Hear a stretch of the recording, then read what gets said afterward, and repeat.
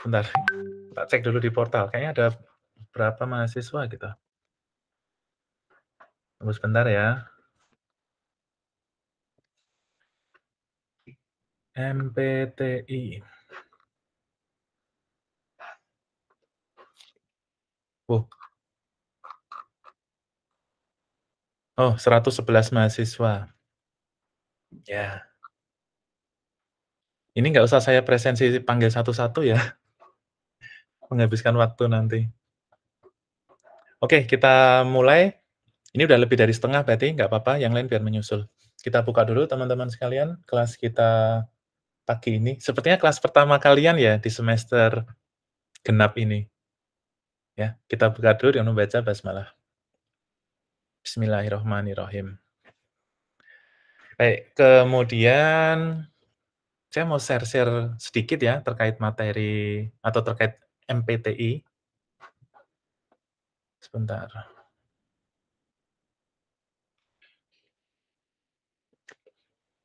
Semoga sudah nampak. Sudah nampak belum? Belum, Pak. Sudah, Pak. Oh, sudah ya? Pak. Oke, sebentar. Ini mana sih? Pointer. Nah. Baik, karena ini pertemuan pertama, jadi kita pengantar aja. Untuk yang belum pernah saya ampu ya, jadi nama saya Guntur Maulana Zamroni, dosen di Prodi Informatika. Kemudian di situ juga ada email dan WA saya. Barangkali kalian ada yang ingin bertanya terkait mata kuliah ini, nah silahkan bisa WA ke saya atau bisa WA melalui grup WA yang sudah kita buat. Nah, ngomongin grup WA, saya harap kalian sudah pada bergabung ya di grup WA tersebut. Karena nanti informasi terkait perkuliahan, kemudian mungkin bahan-bahan yang sekiranya kalian perlukan berkaitan dengan MPTI, kemudian informasi-informasi terkait MPTI itu juga akan saya share melalui grup WA tersebut. Jadi mohon semuanya sudah bergabung. Kemudian terkait mata kuliah MPTI, jadi MPTI ini atau Manajemen Proyek Teknologi Informasi itu merupakan mata kuliah wajib yang dia itu berbentuk MKB atau mata kuliah berkarya. Jadi kalau kalian cari ya, kan mata kuliah wajib itu ada banyak. Ada yang mata kuliah wajib AIK, ada yang mata kuliah wajib keilmuan informatika, ada yang mata kuliah wajib institusional seperti bahasa Indonesia, bahasa Inggris. Ada juga yang mata kuliah wajibnya dia bentuknya mata kuliah berkarya. Contohnya apa sih Pak selain MPTI yang masuk mata kuliah berkarya? Contohnya ada praktek magang. Kemudian ada juga metopen skripsi. Itu masuk mata kuliah berkarya atau MKB. Kemudian MPTI ini dia bobotnya 2 SKS ya, teman-teman sekalian. Jadi untuk yang belum tahu, di kurikulum yang lama, kurikulum yang dulu itu MPTI itu bobotnya 3 SKS. Kemudian di kurikulum yang baru, MPTI-nya yang 3 SKS itu kami pecah menjadi 2 mata kuliah. Ada mata kuliah PMPP, ya, pengantar manajemen prinsip proyek, yang sudah kalian ambil di semester 5, itu sebesar 2 SKS, dan juga manajemen proyek teknologi informasi, bobotnya 2 SKS juga. Jadi yang sebelumnya 1 mata kuliah, itu kami bagi menjadi 2. Kenapa dibagi menjadi 2? Karena zaman dulu ketika MPTI itu masih 3 SKS, di mata kuliah itu, mahasiswa itu membuat proposal proyek, mencari mitra untuk proyeknya, sekaligus mengerjakan proyeknya di mata kuliah yang sama, di semester yang sama. Nah, dampaknya apa kalau semua hal itu dilakukan di 1 semester? Dampaknya tuh ada beberapa kelompok MPTI yang keteteran gitu. Karena bisa saja nih mereka sampai minggu UTS itu masih belum dapat ide, belum dapat mitra, proyek apa yang mau dikerjakan. Jadi mereka kan hanya punya waktu 3 bulan kurang gitu, ya, kurang dari 3 bulan untuk menyelesaikan proyek. Nah, ujung-ujungnya mereka nggak selesai. Nah, karena itu terus kami bagi menjadi 2 mata kuliah. Ada yang PMPP semester 5, yang nanti fokusnya di situ mahasiswa membentuk kelompok, kemudian mencari ide untuk proyeknya, mencari mitra, dan seterusnya. Jadi yang urusan administrasi ya, itu sudah dikerjakan di PMPP. Nah, yang pengerjaan proyeknya, pelaksanaan proyeknya, itu harapannya di mata kuliah MPTI ini, gitu. Jadi MPTI ini merupakan kelanjutan dari PMPP, merupakan realisasi dari apa yang sudah teman-teman rencanakan di PMPP, gitu ya. Kemudian barangkali ada yang tanya nih, "Pak, gimana kalau, kemarin mungkin waktu PMPP kalian masih ini ya, bikin proposal proyeknya atau mungkin idenya itu masih belum mantap gitu, belum pasti kalian, ya. Boleh nggak Pak kalau di di MPTI ini, di semester 6 ini ada perubahan ide gitu, atau ada perubahan mitra untuk proyeknya?" Jawabannya boleh ya teman-teman sekalian.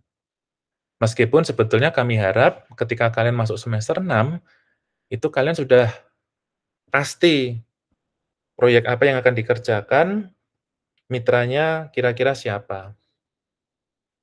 Supaya semester 6 kalian bisa langsung mengerjakan proyeknya. Tapi kembali lagi, seandainya ternyata kalian karena suatu hal harus mulai dari nol, harus cari ide baru lagi, ya mau bagaimana lagi. Tapi harapannya jangan berlama-lama, supaya kalian punya spare waktu untuk melakukan atau melaksanakan proyeknya. Pak, bagaimana misalkan ada perubahan susunan anggota kelompok? Itu juga tidak masalah ya, boleh-boleh aja jika di MPTI ini kelompoknya itu berbeda dengan waktu PMPP semester 5 kemarin. Boleh-boleh aja ya. Tapi sekali lagi, kami harapkan ketika teman-teman masuk di MPTI semester 6, kelompoknya sudah settle, proyeknya sudah siap dijalankan, supaya kalian punya cukup banyak waktu, 1 semester untuk mengerjakan proyek dan menyelesaikan laporan, gitu. Nah, setelah laporan kalian selesai, nanti kalian akan dinilai atau nilai akhir kalian nanti berdasarkan seminar MPTI. Jadi nilai akhirnya bukan dari tugas, bukan dari UTS, bukan dari UAS, ya, tapi dari seminar MPTI. Di mana nanti nilai akhirnya itu berdasarkan nilai dari penguji dan juga nilai dari pembimbing kelompok MPTI kalian. Tuh. Jika ada yang mau ditanyakan nanti bisa langsung raise hand atau on mic ya, silahkan. Kemudian sedikit membahas mengenai proyek, ini saya rasa sudah disinggung ya di kelas PMPP ketika semester 5. Jadi apa sih proyek itu? Proyek itu sederhananya adalah, rangkaian kegiatan ya, rangkaian aktivitas. Jadi ada banyak aktivitas yang saling berkaitan, yang dilakukan untuk mencapai tujuan tertentu. Kemudian proyek itu, dia bersifat sementara dan memiliki durasi. Maksudnya bagaimana Pak bersifat sementara? Bersifat sementara itu maksudnya dia akan punya kapan proyek itu dimulai dan akan ada waktu kapan proyek itu selesai. Jadi sifatnya sementara, ya. Kalau sudah selesai, ya sudah, proyeknya selesai, gitu. Kemudian terkait proyek, nanti akan ada banyak stakeholder atau elemen yang terlibat dalam proyek, mulai dari kelompok pelaksana proyek itu sendiri, kemudian mitra proyek ataupun calon konsumen kalian, lalu proyek yang dikerjakan, supervisor atau dosen pembimbing, waktu deadline pengerjaan proyeknya, anggaran proyek, berapa besar biaya yang diperlukan, dan lain sebagainya. Nah, hal-hal ini yang nanti perlu kalian ini nih, manage nih, perlu kalian kelola. Supaya proyeknya itu bisa berjalan tepat waktu, berhasil mencapai tujuan yang diharapkan. Kemudian MPTI ini masih sama ya, seperti yang tadi terkait proyek. Nah, ini saya ingin memberikan gambaran ke kalian ya, kira-kira apa sih yang nanti akan dikerjakan mahasiswa gitu, terkait MPTI. Nah, yang sebelah kanan ini ya, ini merupakan, istilahnya target-target yang kami harapkan mahasiswa penuhi dalam satu semester ini, mulai dari minggu ke-1 sampai dengan minggu ke-14. Namun dari beberapa, capaian yang kami targetkan ini, harapannya beberapa sudah kalian kerjakan di PMPP sebelumnya. Seperti menyusun tim, menyusun proposal, ini saya harapkan kalian sudah selesai nih di semester lalu. Kemudian saya rasa ada juga tim yang malah sampai, tanda tangan MOU dengan klien atau calon konsumen di semester lalu, ya. Nah, jika poin 1, 2, 3, 4 ini kalian sudah mengerjakan, maka nanti kalian tinggal yang nomor 5 sampai dengan nomor 14, gitu ya. Nah, secara sederhana, tuliskan di sebelah kiri.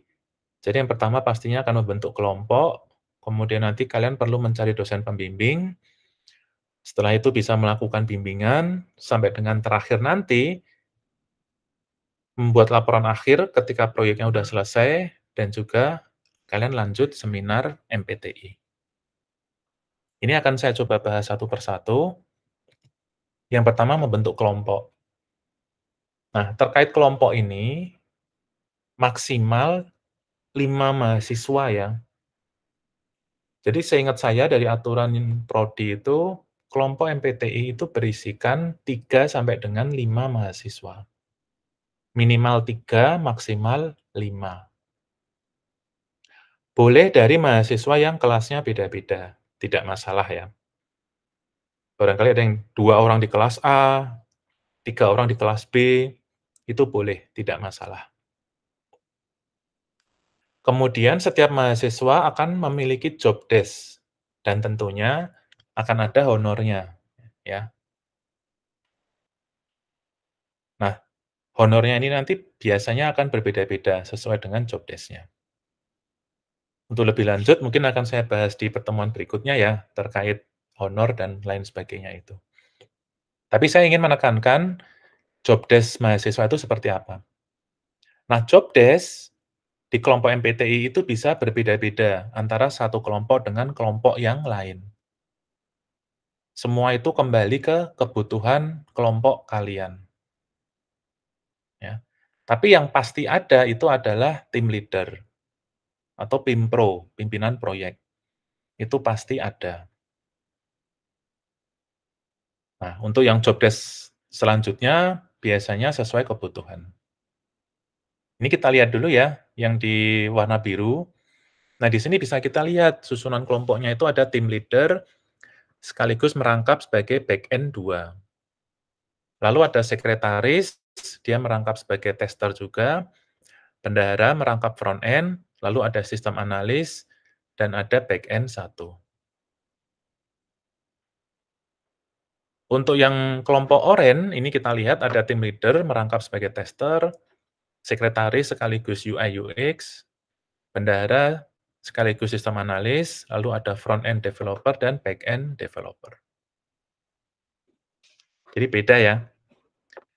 Yang kelompok hijau ada tim leader, lalu ada sekretaris sekaligus sebagai back-end, bendahara sekaligus sebagai tester, lalu ada sistem analis, kemudian UI UX sekaligus front-end.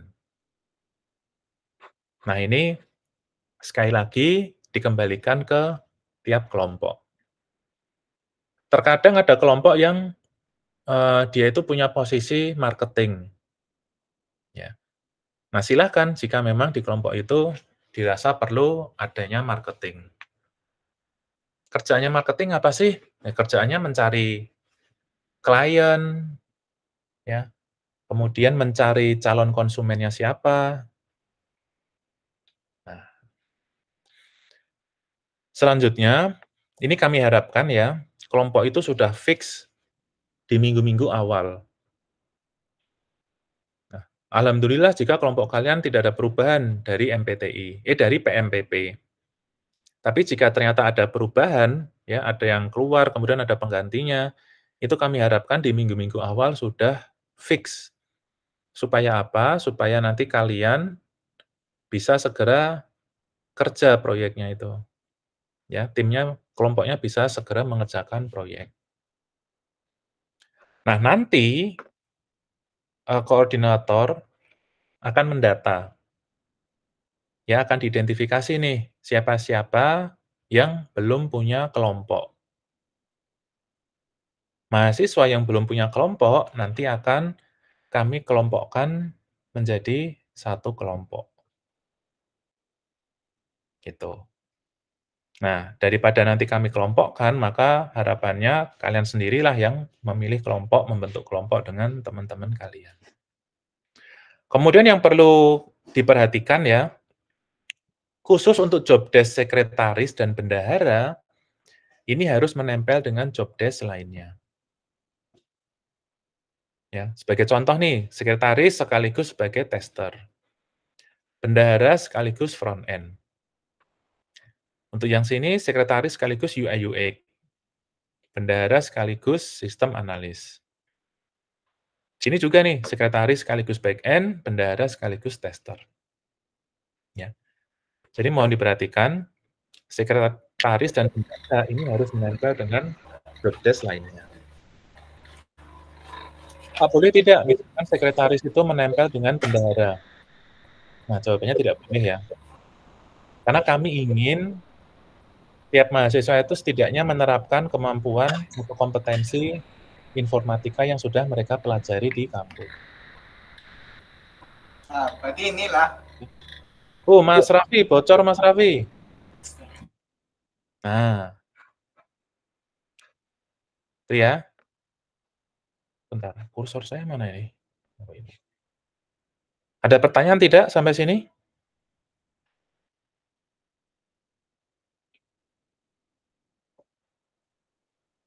Tidak ada ya, aman berarti. Kemudian dosen pembimbing. Nah, terkait dosen pembimbing, semua dosen di informatika itu dapat menjadi dosen pembimbing MPTI kalian. Ya, jadi siapa saja dosen di informatika itu boleh menjadi pembimbing MPTI. Yang perlu kalian ketahui, setiap dosen itu ada kuota bimbingannya. Jadi tidak bisa ini, dosen itu membimbing sampai 5 kelompok. Ya. Biasanya tetap ada kuotanya supaya beban bimbingannya itu terbagi rata ke semua dosen. Supaya tidak ada yang overload, jadi kami bagi rata. Berapa biasanya Pak? Satu dosen itu biasanya membimbing berapa kelompok?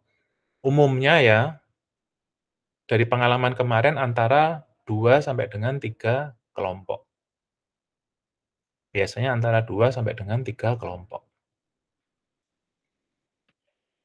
Kemudian, misalkan ya, ada dosen yang mungkin dia membimbing lebih dari kuota yang ditentukan oleh koordinator MPTI, biasanya nanti akan ada beberapa kelompok bimbingan dosen tersebut yang kami alihkan ke dosen lainnya.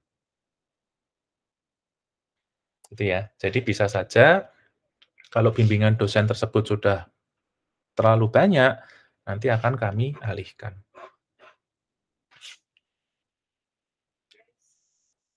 Kemudian, nah nanti kalian setelah dapat dosen pembimbing, lanjut melakukan proses bimbingan.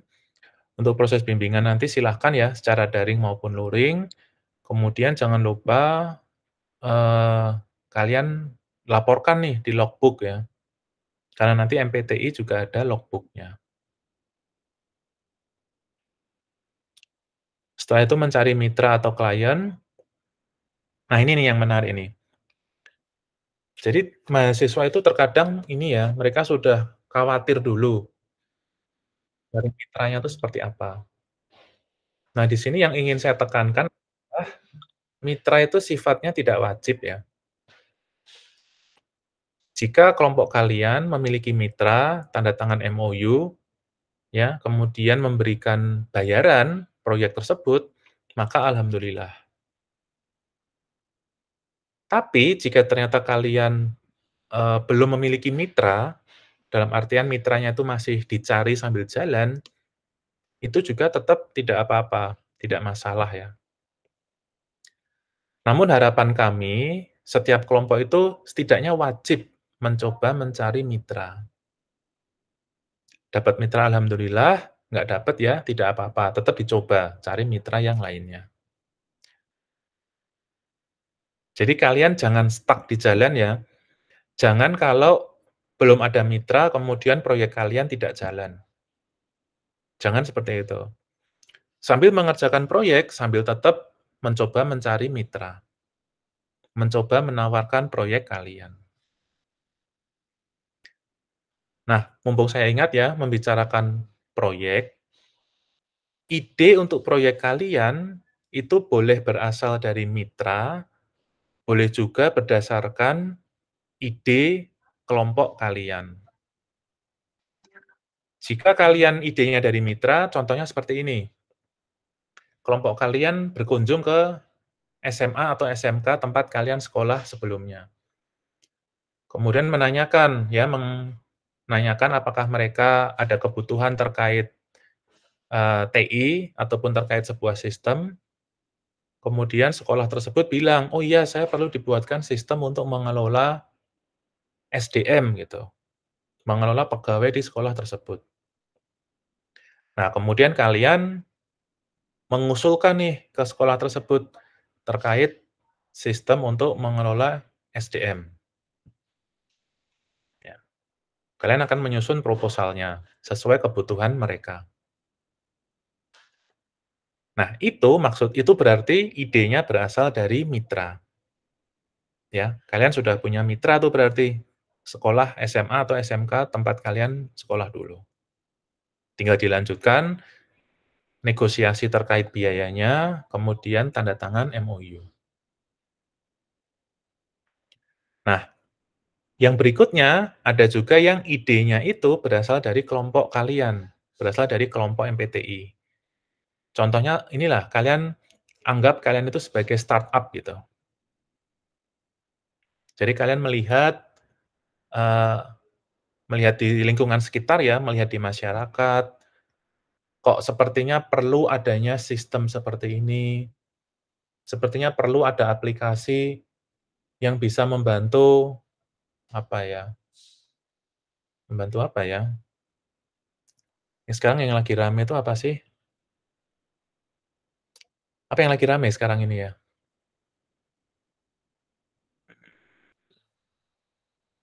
Membantu menghindari kelitih misalkan ya. Saya ingin aplikasi yang bisa membantu menghindari kelitih atau mungkin mengatasi kelitih di kota Jogja gitu. Nah, berarti idenya kan dari kalian tuh, ya, berdasarkan melihat peluang yang ada di masyarakat, terkait kebutuhan aplikasi untuk menghindari kelitih, supaya tidak jadi korban kelitih.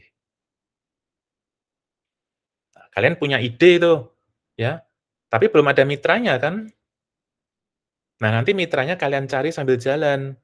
Kalian coba nih tawarkan proposal aplikasi tersebut barangkali ke sekolah, ya, atau mungkin ke mana, pimpinan daerah Muhammadiyah misalkan. Nah, itu ada nih mitranya gedang goreng, Wah.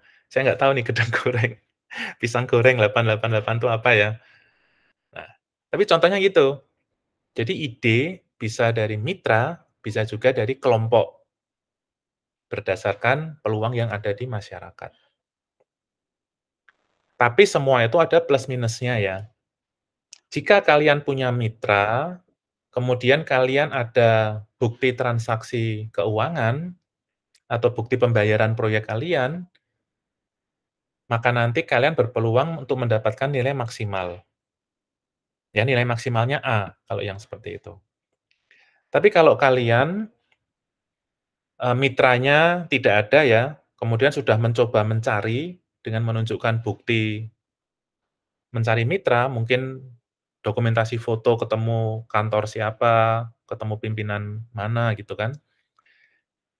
Kemudian tidak ada bukti pembayaran biaya proyeknya, maka nanti nilai maksimalnya adalah amin, ya.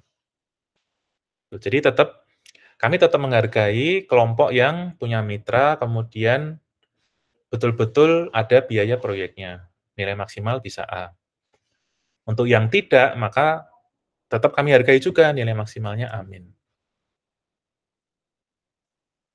Itu ya. Ada pertanyaan tidak untuk itu?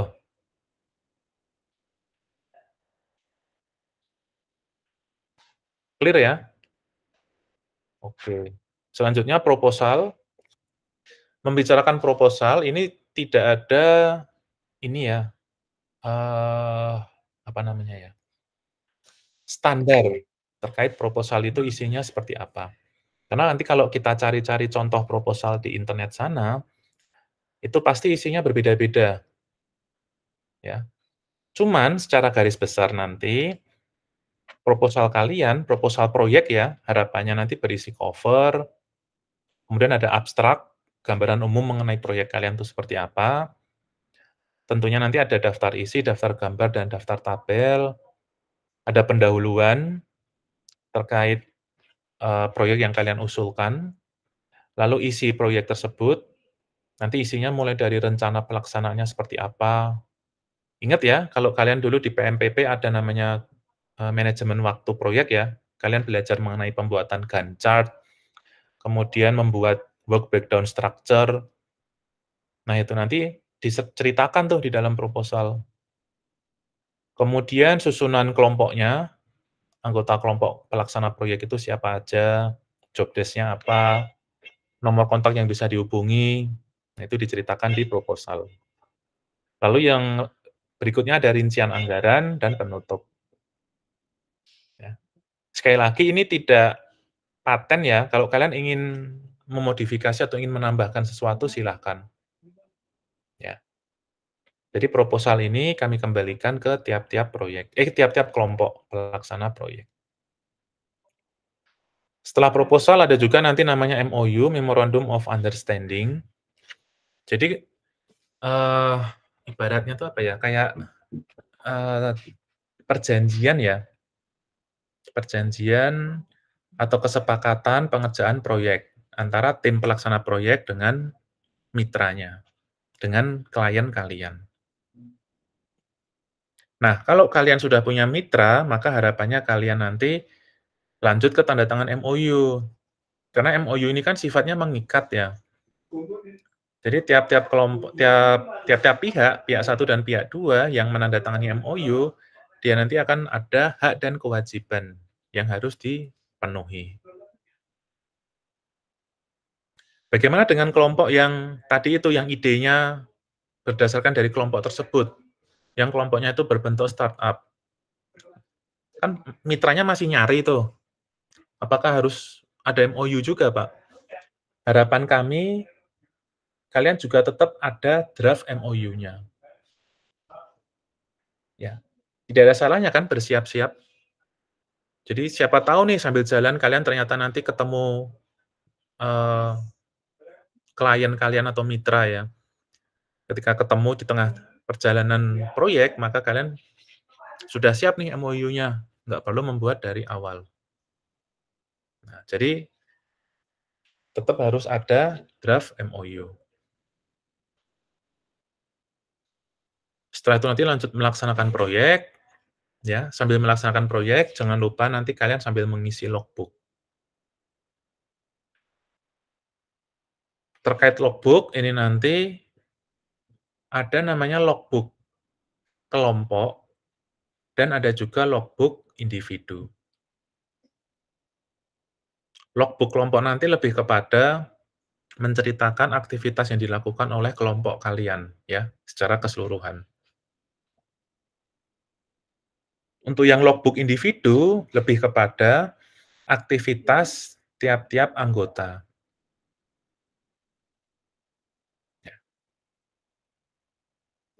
Itu ya. Jadi ada 2 logbook kelompok dan logbook individu.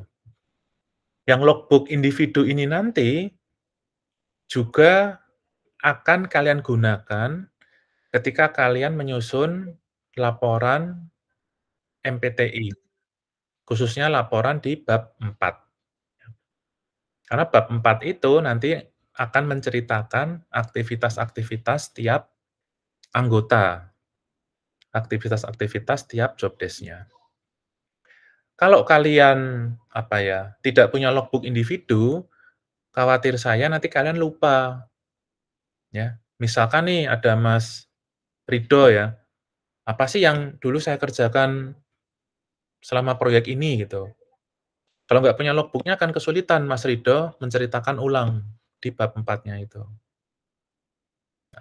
Kalau Mas Rido punya logbook individu yang ditulis secara rutin, maka nanti Mas Rido enak tuh, "Oh, kemarin saya melakukan ini. Oh, bulan Maret saya ini, bulan April saya melakukan ini," gitu. Akan lebih enak ya ketika menulis laporan bab 4. Tuh, itu ya terkait pelaksanaan proyek. Kemudian setelah proyeknya selesai, nanti kalian menyiapkan laporan akhir. Untuk template laporan akhir nanti ini bisa kalian download ya di website TIFF, silahkan. Ada di menu download di sebelah kanan. Laporan akhirnya ini nanti satu saja, tiap kelompok itu satu, ya. Jadi tidak perlu masing-masing anggota itu bikin laporan akhir. Satu kelompok cukup satu laporan, itu ya. Kemudian setelah itu, nah kalian nanti bisa lanjut daftar seminar MPTI. Untuk seminar MPTI, pendaftarannya nanti dilakukan secara berkelompok juga. Tapi pembayarannya dilakukan per mahasiswa, per anggota kelompok. Nanti setelah masing-masing anggota itu membayar, kemudian bukti pembayarannya akan dikompilasi menjadi satu file, nah itu yang disertakan, yang diunggah ketika kalian mendaftar seminar.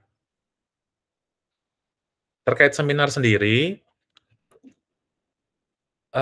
untuk seminar MPTI dilakukan secara daring ya, dilakukan secara daring. Namun, jika ternyata kelompok kalian ingin luring, kemudian dosen penguji juga menyetujui untuk luring, maka tidak menutup kemungkinan seminar diadakan secara luring. Tapi secara default itu daring ya. Nah, nanti satu kelompok akan mendapatkan satu dosen penguji. Kemudian proses penilaian akan diberikan kepada tiap anggota sesuai dengan performa masing-masing. Ya, jadi tidak menutup kemungkinan ya, dalam satu kelompok itu nilainya akan berbeda-beda. Sesuai dengan, eee, apa namanya, performa dari masing-masing anggota. Jadi sekali lagi, nilai akhir tiap-tiap anggota kelompok itu bisa berbeda-beda. Kembali ke performa masing-masing. Tapi bisa juga nilainya sama, ya. Jadi intinya pokoknya kalian fokuslah dengan job desk kalian. Hanya saja ini meskipun kalian ini ya, sudah punya job desk, lalu kalian fokus dengan job desk kalian, harapan saya kelompok MPTI tetap saling backup satu dengan yang lainnya. Jadi misalkan di kelompok kalian tiba-tiba, back end-nya menemui kesulitan, nah nanti anggota yang lain musti siap membackup, ya, musti siap membackup. Itu ya. Jadi satu kelompok itu, saya harapkan saling membackup satu dengan yang lainnya. Tapi tetap jangan lupa dengan job desk utama kalian.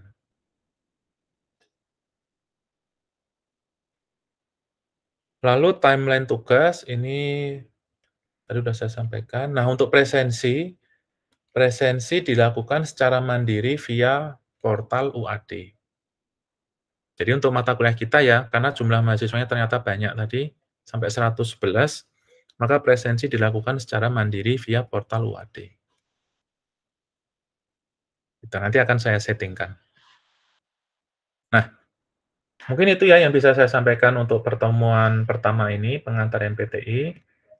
Sambil saya mempersiapkan portal untuk presensi, silahkan apabila ada yang ingin bertanya.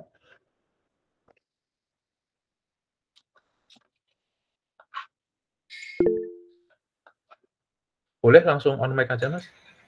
Permisi Pak, kalau untuk logbooknya itu isinya setiap minggu atau per bulan, baik individu maupun kelompok? Kalau bisa per aktivitas sih ya. Meskipun mungkin nanti kalian lebih lebih banyak mengisi, lebih ribet ya. Tetapi menurut saya lebih lengkap itu akan lebih baik gitu. Memudahkan kalian ketika menyusun laporan bab 4 khususnya. Gitu ya, Mas Raffi. Baik Pak, terima kasih. Yang berikutnya.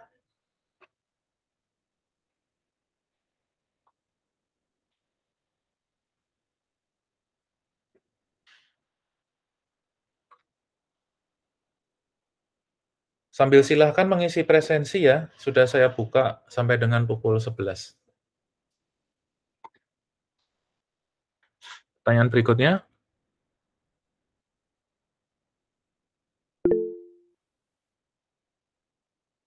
Silakan Mas Adi. Isi Pak, izin bertanya Pak. Untuk mitra itu misalkan udah dapat, mitranya wajib ini ya Pak, membayar gitu ya Pak? Misalkan di MOU-nya kita menawarkan secara gratis, apakah bisa gitu Pak? Harapan kami Mas ya. Jadi ketika kalian mengerjakan proyek, itu kan pasti akan ada biayanya ya. Iya. Karena ada biayanya, nanti kalian pasti akan membuat rancangan anggaran. Betul tidak? Ya kan? Iya Pak. Akan ada rancangan anggaran. Urusan terkait apakah ada pembiayaan atau tidak, itu kan sebetulnya perihal di belakang ya. Jika mereka membayar, maka alhamdulillah. Jika tidak, ya tidak apa-apa gitu. Tentunya tadi ya, ada perbedaan. Jika ada bukti pembayaran, maka nilai maksimalnya bisa A. Jika tidak ada bukti pembayaran, umumnya maksimal itu amin. Ya. Tapi Baik Pak. mohon diperhatikan ya, terkadang saya itu mengamati, atau saya sering menemukan ya malah ya, biaya proyeknya itu kami rasa kurang masuk akal gitu. Ya, misalkan ada kelompok mengembangkan sistem perpustakaan. Harga proyeknya 300.000 gitu. Kan tidak masuk akal Mas ya. 300.000 masa untuk membayar honor 5 orang anggota kelompok kan nggak masuk tuh. 1 orang dibayar 60.000. Kan nggak masuk tuh. Nah, kami itu lebih ingin mahasiswa itu belajar bagaimana cara mereka menilai besar proyek mereka, ya. Proyek saya itu dihargai berapa sih layaknya gitu. Ya, jadi kalian belajar menghargai atau memberi nilai proyek kalian gitu. Berdasarkan apa? Nah, berdasarkan bermacam-macam hal. Kan kalian di APPL ataupun di PMPP ya, sudah pernah belajar kan mengenai estimasi biaya proyek itu? Nah, itu kalian gunakan nih, gimana nih cara kita menghitung harga proyeknya gitu. Oh, dari tingkat kompleksitas, dari banyaknya use case di sistem tersebut, dan lain sebagainya. Jadi itu malah lebih penting ya bagi kami. Kalian belajar menilai proyek kalian. Daripada kalian mendapatkan mitra, tetapi proses penilaian biaya proyeknya itu tidak masuk akal gitu menurut saya. Gitu ya. Baik Pak, terima kasih Pak. Oke. Yang lain?